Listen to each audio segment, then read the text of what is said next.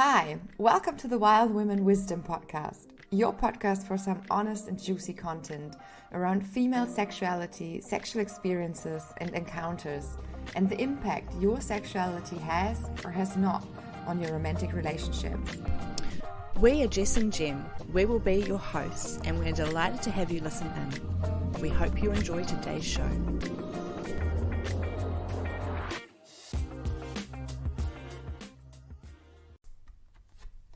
Hola, welcome and hello. Welcome to the Wild Women Wisdom Podcast, the podcast that challenges societal narratives and explores the complexities of human sexuality. In today's episode, we delve into the captivating topic of the myth of female passivity in sex. For far too long, cultural stereotypes have perpetuated the notion that women are passive participants in their own pleasure. But is this narrative rooted in truth, or is it actually just mere fiction? Join us as we uncover the layers of misconceptions, delve into the power dynamics, and shed light on the diverse range of experiences and desires that exist within female sexuality. It's time to challenge the status quo and redefine our understanding of women's agency in the realm of intimacy. Let's break the myth together. Hey, Jem. Hey, Jess. How are you doing? I'm fabulous. How are you? I'm good. You're looking good as always. Really? Same to you. Oh, thank you. Look at us go. Flirting with each other over here. Jess, tell me. I'm curious. Where does the notion come from that women are passive in sex, but also what does that even mean? All right, so very good questions there, Jem. Thank you. And so the myth of female passivity in sex has actually its root in societal norms and historical stereotypes. So it emerged from traditional gender roles and expectations that viewed women as submissive and men as dominant in intimate encounters. And that's something we still kind of do, right? So if you go into like all the displayed romantic stories, is always like some sort of like very submissive woman, like who gives herself to the very dominant man. So that's like the narrative, the stories we most of us grown up with, you know.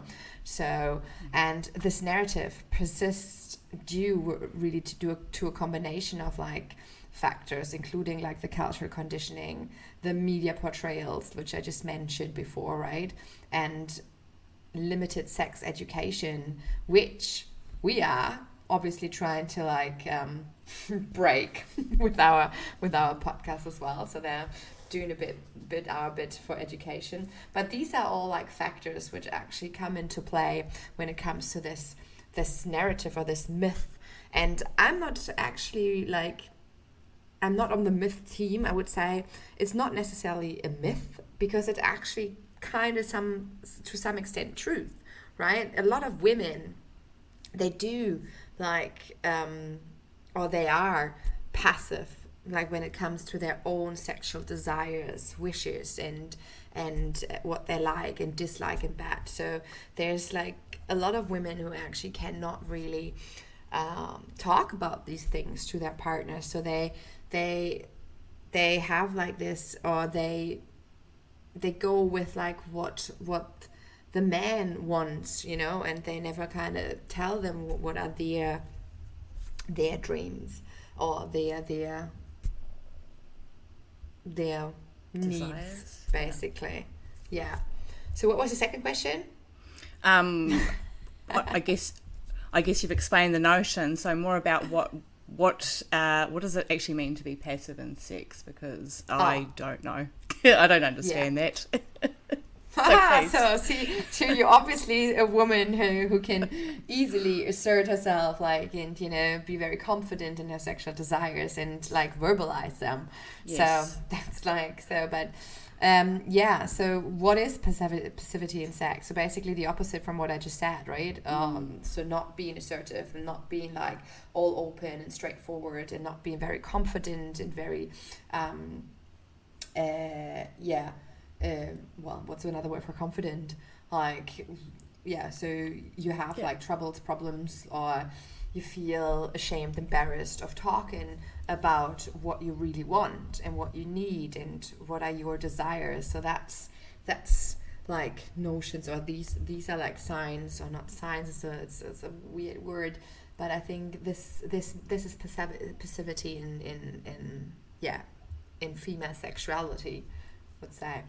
And it comes to do with the wounded feminine energy as well that we have. So, in our wounded feminine, and that's probably a whole another episode for people that don't know what that means. But we have this, we're embarrassed about sex, like we're not comfortable with our own sexuality, and so we don't have that confidence to speak up and express our needs because, we probably don't even actually realise that we have these struggles necessarily. It's just part of our subconscious and wired into who we are. And like you said, coming from the way society has portrayed it in the past, hopefully that's changing, and hopefully through this podcast we can change. But it's very hard to start having those conversations about what you want in the bedroom. Yeah, right? And it's a very good point you're raising there, like the wounded feminine. But it's definitely like I think we have not talked about it just yet in our show, but we will talk about it, and it's a topic we can talk about a lot because, as you mentioned, like the wounded feminine, it comes from like our collective wounds as like women, which we received, I want to say, or which we have from like those cultural conditionings, but also like within history, like how have like back in the past how women have been treated, how the how female sexuality has been treated, like, and all that kind of stuff. That all comes together. So it's not just like, it's not that easy to say it's just one factor, like who determines if females are passive in sex or not. So that's what I said at the beginning, is a combination of factors, which make that statement to be true, basically, So, and also, yes, we have a collective fear, shame, guilt, which we all feel like as a universal kind of feeling, like as women on this earth. And then we have like this very individual, I don't want to say battle, or this individual understanding, no, that's even not the right word, our fears and wounds on an individual level, which come into play as well there. So yeah, and to change this narrative, like we need to promote like healthier perspectives on really female sexuality. It's quite interesting because I've been noticing, like, now that our podcast is a bit out there more, the backlash from, I guess, internet trolls about what we're doing, like bringing more education. And it's like, I've realised now, I've recognised that it's their struggle with women talking about sex, and like sex is still seen as dirty, taboo, like whatever it is, and females shouldn't be enjoying it. But we're just trying to bring that education so that women and men, I guess, as well, feel comfortable in having these conversations and being able to be less passive in our own sex life. But I'm keen to hear from you, Jess, as to how we can move more away from this narrative, like you touched on it, but on an individual level. How do I get more confident with my own sexuality, talking about my needs? So before I dive into like that question, so actually what is essential, I would like to touch on what you just said about like the internet trolls, and especially because that taps into like, or that makes a bridge to like our ancestral wounds, or like, which we carry, like especially because of that kind of opinion, like from people like that women should not talk about these things, and it should be like, oppressed and all that. So that's just a very modern way these days, like these internet trolls of like suppressing or oppressing female sexuality again, and that's where it all comes from, and that's why we're having this conversation about these topics. We would not sit here and discuss passivity in sex, like, if females are passive in sex, if that wouldn't be the case. And that is comes from like, or stems from these behaviors and people like doing these kind of things, but back then on different kind of levels, right? You got burned as witches, and we got I don't know, hunted down, and you know, like we got acid on our genitalia and all that kind of stuff, you know. So these are all reasons which are locked into our DNA from back then, like, which still come into play today, you know, which we feel, and that's the collective universal wound which I was talking about, right? So, and what can we do to change that is basically, education and awareness, like comprehensive sexual education that really addresses gender equality and consent and all that is really crucial, you know. So, and it's also crucial to teach individuals about mutual pleasure and communication, and that comes to again what you just said before. So if we don't talk about these things, so it affects our relationships with each other, you know. What you reckon, so this goes out to all the trolls which probably listen in anyway to educate themselves, right? So if you a troll and you're listening to this, so what you reckon, why like relationships suffer or like don't last or you know, or break, and like, or people divorce and all that kind of stuff, because there's no proper communication about the things which really matter, about intimacy, about like desires, about, and I'm not just talking about like sexual desires, but you know, it can be all desires, but in particular those desires which we feel ashamed for, which we feel embarrassed for, because we got like so conditioned, we got like made to feel ashamed and embarrassed about that. So if we don't have these conversations with our partners which we love, so we never can construct, or we never can get that proper intimate bond with each other. So that goes for that. So communication, Yeah, no, I was going to say, and further on that topic, you know, when you don't have that education either, like these types of educational chats, you, like as a teenager, if I had had more education, I could have avoided so many awkward situations and all the rest of it. So it's, you know, we do need to stop being so passive, and women, we do need to start speaking up more, and it shouldn't be embarrassing to discuss things that you enjoy, like things that bring you pleasure or whatever. I want it to be just part of our normal everyday today life. And to those internet trolls, you know, we're just bringing education, and it's important. So yeah, absolutely. So, and especially when you're a young teenager, so obviously there's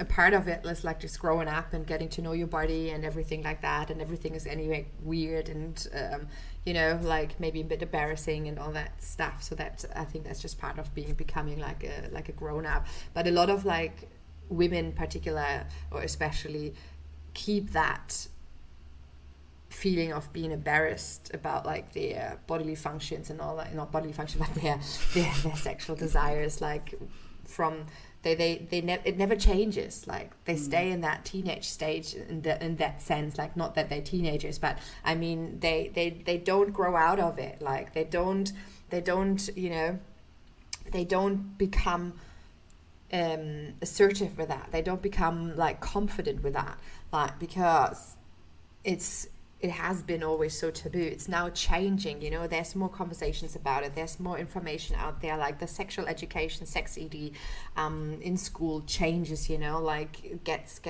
you know, it's way more talked about, but still it's not enough. So there needs to be an active participation, which can help then dispel like the myth of like female passivity as well, you know. So and another I was just going to ask, like, how do we start talking about it more? Like, I mean, obviously you and I are talking about it more, and we're providing a space so people can hear us talking about it more. But for someone who's been so passive in this kind of area, how do we help them move from, I guess, like, it's not that they're going to walk up to a friend maybe if they've been passive and just been like, hey, so how's your sex life? You know, like what needs to happen so that women can start talking about it more and being a bit more assertive and feeling less, I don't know, embarrassed or whatever it is that they scared feel or anxious about it. Or, yeah. Yeah. So first of all, like really like talk. So as we talk more about it, as more women get out there, other women feel empowered to do as well. Like, like they get like they get brave because they see there's other women encountering or the same or having the same make the same experience and stuff like that. But for someone who's very, very shy and very anxious, I think a tip would be to, first of all, if you don't want to talk to a family member or like a friend, because that's something sometimes as well which women are embarrassed about, to talk to someone who actually knows them. So then they have to like they have to always face that person and think like, oh my God, she or he knows this and that about me and I don't want to share that. So maybe go and find some groups, some anonymous groups, or like some I don't know, psychologist or like a sexual therapist, or a person who is not like a friend or family member or something like that. Sometimes this is easier than for people to talk to a stranger rather than to talk to someone who is close, so that could be a tip. But then really what helps is like doing it more and more and more often. Just like communicate as much as you can about sex. Like for me these days, talking about sex and everything sexual, my bodily function and everything, it feels so natural and normal. Where like a few years back, like talking about like weeing or like, I don't know, like anal sex or like I don't know, all these weird things, not weird things, but all these other things which they're out there, like BDSM or bondage or like some sort of different fetishes, just all felt really unnatural to talk about and very taboo, and for what helped is really just getting it out there in the open and like getting yourself used to like using these words getting used to these words coming out of your mouth and hearing yourself saying them. That makes it then eventually feeling really normal. So yeah, that would be my tips. And going into it without judgment of like yourself and also what you potentially want to talk about. I think judgment is that we put on ourselves. Like it's not necessarily the judgment we fear from others. It's how we judge ourselves and worrying about how we're perceived as well, right? Would that be accurate? You think as well? Yeah, definitely. I think so. Well, another way to like change this narrative of like or promote a healthier perspective on female sexuality is to really challenge stereotypes and encourage like discussions that challenge like traditional gender roles. For example, what I said before, like like all the movies out there like always have a particular way of portraying like romantic relationships. Like it's always the same story, right? She chases after the guy or he chases after her, and it's like a massive drama, and like I don't know, like at the end it's always a happily ever after. So such bullshit. These kind of things, right? And we really need to promote an open dialogue about diverse sexual experiences, desires, preferences, and really emphasizing the importance within that discussion, the importance of consent, and so that we just kind of break away from these stereotypes which we have in our head, and from these like norms and standards and that status quo and all that kind of stuff. So what the media presents to us, So and what really shocks me, and I actually had this chat with my 20-year-old, like, you might be fooling around with a guy, and this is the passiveness coming through, I've just realised. You might be fooling around with a guy and you change your mind, but a lot of women, instead of saying, no, I've changed my mind, will go through with the act of sex, even though they've not wanted to. And I understand why they don't speak up, because I know for myself, and also my daughter has been through this too, when we said no, like the guy gets angry. So these passive women that are too scared to say no, they're trying to avoid that conflict. But this is why we need to be talking about it, because like we need to empower women so that they can say no if they want to change their mind. Like that's okay. definitely. So empowering.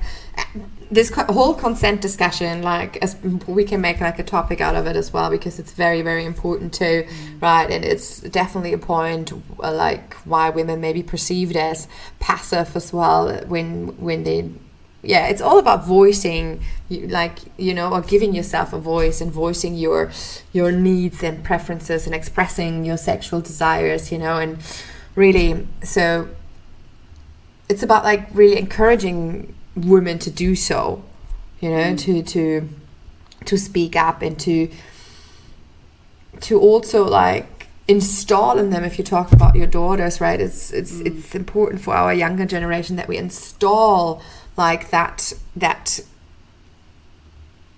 what not just like install the confidence of saying no. You know, learning to say no, because that again is like something women constantly do. They say yes, yes, yes. They're like people pleasers, you know. They're like, they want to be nice and good and never say something, never really speak up. And well, we'll be breaking these kind of stereotypes slowly, but they're still so ingrained in many of us and all of us, like I would say, like, or in the most of us, let's say like that, because probably there's women out there who are already like completely broken free from these shackles, I would say. Not the kinky kind. Not the kinky kind. Not the kinky kind. And that's true, like that voice, like it's not just sex, but, you know, like women have been silenced a lot over you know, the decades, the back in history. So we're not only trying to find our voice to speak up about our sexual desires, but we're also just trying to find a way to speak up. Speak in general. Exactly. In so many different areas. This is correct. And we just need to like encourage a more like diverse and realistic representation of like female sexuality, especially like when it comes, and I'm always coming back to like the media and all that kind of stuff, because it plays such a crucial, fundamental, or like that, such a big, massive role, because we constantly bombarded. Because we're coming into an age of technology, or we're in an age of like technology, we're in an age of like AI and all that kind of stuff. We constantly like, with screens like literally everywhere, like, so the role of the media becomes even more like dominant in our lives, you know, and what is like conveyed to us, like, and what we see and all that kind of stuff. So it plays a significant role in shaping societal perceptions as well. So, and that we need to be really aware of as well, you know, and that's why it's so important to represent like differences like in female sexuality, to just like promote a broader understanding of female desire and agency. I've worked for media, and, you know, just even the subtle word choices that are used is conditioning society. And people will sit around and complain about society, but they're part of society, and you're all part of society. So what impact are you having to build the society that you want? You know, and what does your dream society look like? And for me, it's, you know, more women actually having that confidence to speak up about all this stuff. So I feel very inspired by Jess, and I'm learning lots from her as I go through this podcast journey, because as I mentioned in my first episode, like, talking about the stuff was never okay, and there's definitely moments on this podcast where I'm still like, but the more I do it, like you said, Jess, the more comfortable I am with it, and now I'm pretty open, and like, you know, and I love it. And normally, you know, I was worried about trolls and all the rest of it in the past, but now that I'm like, oh yay, we've got trolls, that means we're actually having an impact. We're a catalyst for change. And I enjoy it. So thank you for being inspirational for me, Jess. I definitely appreciate it. Oh my God, that goes like both ways, right? So I'm learning from you as much as you learn from me. So it's a constant learning. So, and it's beautiful what you just said, because it goes into like that empowering women, empower women, right? Or like empowering each other. This is all like, I know these are all buzzwords and stuff like that, but they are so important, you know? So, and to encourage each other to be open and honest, and you know, break the taboos and the stigmas and the all that kind of stuff, so that it becomes normality and normal, like Jem said. And that's very beautiful that you said, like, especially when you, as more as you talk about it, as more normal it becomes, right? And it's just like something, you know, why is not everyone talking about it like that? And so, and I'm finding it like, I'm talking about it more with my girls, and I just love the way my 20-year-old responds, because I never really gave her much of a sex education growing up, you know, but you know, now we can talk about it a bit more, and I love that. Like, and she's not a passive one in the sense that, you know, she has no problem saying no and saying exactly what it is for her, and this, that, and the other, and you know, it's great. You know, I think that younger generation definitely need more of that, because they're a bit more, I don't know, outspoken. Like, you know, they're keen to change the norms. So I'd love to do a chat sometime about that lot. That's really good that she can voice her needs and like communicate with her partner, like actually what she wants and needs, and that's at such a young age. So it's really important to be active or actively participate in like in sexual encounters, and kind of make agree on the terms, you know, for both of you. So definitely very good. Absolutely. So you did well in thanks. raising your child. she's a mini me, that's for sure. Super headstrong. Which is, so you may great. have not talked much about, but you have just like been a role model, the way you just act and behave, you know. And probably true. just like talk in general about things, you know. I can imagine you being very, very open, and you know. That, which they never appreciated, you know, in the house, like my eldest especially. But now that she's out, she'll actually come to me and, you know, talk to me about things and ask for my advice and my opinion on things, which is great, because, you know, as a parent, I think you kind of force them to think this way. But, you know, she'll come to me and she'll tell me like different stories, like not in great detail, because obviously I'm still her mum. She doesn't want to give it all away, but you know, she at least keeps me in the loop with how she's going, and I can say, are you being safe? And she's like, yes, you know, and all the rest. So and that's what you want, I think, as a mother, knowing that your daughters are safe and knowing that they feel comfortable coming and talking to you about it. It's beautiful. I've never done that before, like in my 20s with my mum, but now, like, since like, I don't know, I hit my late 20s, like she knows everything as well, and I'm often quite plastic, like how you say, quite detailed in my description. Oh my gosh, not so too funny. detailed, but you know. No, I don't. Well, I mean, I still can't talk to my mum about those kinds of things, and that's fine. She still gets embarrassed by the topic, and you know, I can remember, I think she heard me one night with an ex, and she made a comment about it and said, oh, you should be embarrassed. And I'm like, well, why would I be embarrassed? Clearly I was having a good time, so, you know. And that's what I said to her, and I think that was the first time I'd ever actually stood up for my sexual self with really good. With a parent, and it's great. Like, you know, sex is supposed to be enjoyed, guys. Like, women are allowed to enjoy sex, and sex is actually quite fun, and you know, it's so weird, right, that we feel ashamed for like maybe making noises or something. I find that is such a weird concept, but I like sometimes when I masturbate, right, and I'm really loud, and so I think all the time, oh God, my neighbors, you know, it's just so in us, you know, it's just so in us. But like I don't let myself stop from that. Sometimes it does still, where I think like, oh, you know, and I think that because I do masturbate a lot, So sometimes multiple times a day. And then I think like, oh my God, if he hears me all the time like masturbating, he thinks I'm crazy. Like these kind of thoughts, which are so stupid, right?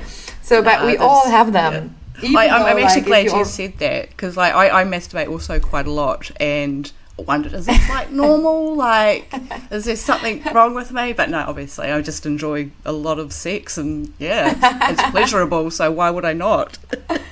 I guess we need to make there's another episode, like masturbation. Episode? Yeah. I mean, I don't have a partner, like, you know, at all. Yeah. So it's yeah, there's a lot of release that's needed at times, especially when you're someone that enjoys sex, you know, and like you know, I think we're going to do a topic as well on actually abstinence and exactly, celibacy, right? Forced celibacy, yeah. Forced celibacy or freely chosen celibacy. We can discuss both. There's so many things we can discuss in the realm, like, or under the umbrella of sex. Like, there's so many like topics. But if you guys have any like questions or any topics which are like you have a burning need to that it's discussed, or you want an opinion or whatsoever, then you can send us like your ideas on your questions, you know. You find our I think in the outro you will hear our email. Yes. All the ways you can get in contact with us, you know.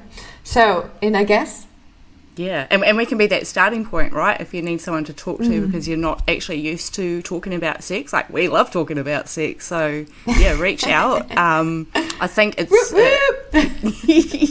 there's like a website link on our link tree, which is on our Insta. So there's heaps of ways of getting in touch with us, and we want to be talking way more sex, so let's talk way more sex.